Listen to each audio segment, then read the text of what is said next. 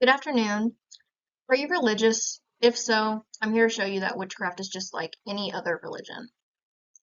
It entails of two philosophies, the first being spiritual. This can consist of meditation, herbalism, praying to gods and deities. It intertwines with the core values. The core values are things like magic, which is basically using your energy or your mood to put an intention towards something that you're trying to achieve. Rituals are something that are used to enhance this energy, like candles, cooking, different practices. Um, Divination is another one, which is basically trying to see hidden truths within the world, like angel numbers or a sign from above, things like that. The last core belief is belief itself. Belief is essentially using these philosophies to guide you through the world. General misconceptions. Firstly, symbols. For example, the pentagram. The pentagram is the 5-point star with a circle around it. Many other religions see this as devil worshipping or evil because they don't understand it. They don't know what it really means. So Christians were one of the main religions putting these negative connotations on symbols from witchcraft. They would perform witch hunts for anybody who didn't align with their beliefs, and they would make up rumors such as witches would sell their souls to the devil. It's very based in the fact that there's fear of the unknown, which kind of plays into curses.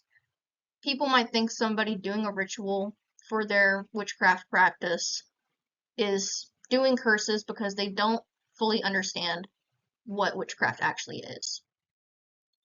The different practices and history. So starting off with voodoo, I have this map from the Lake Forest College article that I reviewed, basically showing that it started off in West Africa, and because of slave trade and colonization, it moved through North America, South America, and kind of got spread around like that. We live in Louisiana, voodoo is very well known in New Orleans. Paganism, kind of a blanket term for lots of different branches, lots of different practices. One being under paganism is Wicca.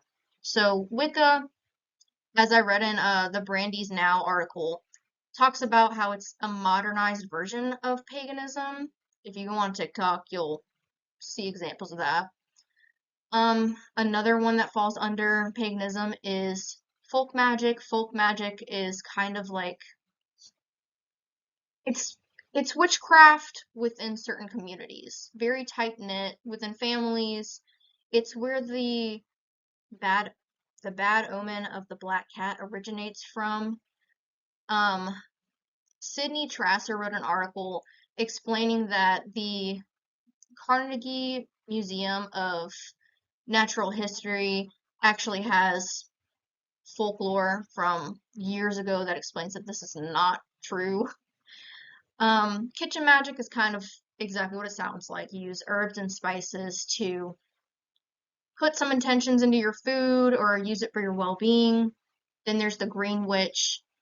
A green witch is someone who practices mainly herbalism. I myself consider myself a green witch. I go into my yard and I find herbs that I know are safe. Please, if you do this, make sure you know that the herbs are safe and actually consumable. One of these would be a yellow dandelion that I have right here. Very good for your heart. I dry these out and I make tea out of them. The average person might do these practices without even being a witch. If you go to like Walmart or any supermarket near you, you'll see packets of tea, like chamomile. People use them to help them go to sleep all the time. Some symbols that we talked about, the triple moon, a lot of witches align their practices with the triple moon. The Sabbat is festivals that align with phases of seasons and phases of the moon, so the triple moon represents that. The pentagram, as we talked about, is a symbol used for witch practices, very misunderstood. Black cats, they're not actually bad omens, but it's a common saying. And then plants, this is a picture of lavender. Lavender is another herb that many witches use, not even just green witches, to do their practices.